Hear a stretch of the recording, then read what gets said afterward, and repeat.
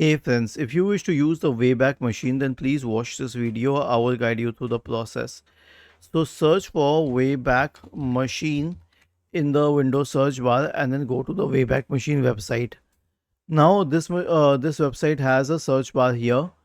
I will show you for one of my older blogs.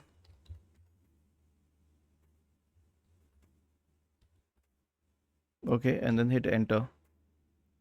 Now this website is down as you can see, but I can find the details by like clicking on an older year and then picking a certain date for the screenshots, and then I can pick up the screenshot from one of the dates and it will show you the complete website here. Was this helpful? If yes, then please subscribe to the channel. If not, then let us know in the comment section of the video on how we could help you further. Thank you for watching this video and have a nice day.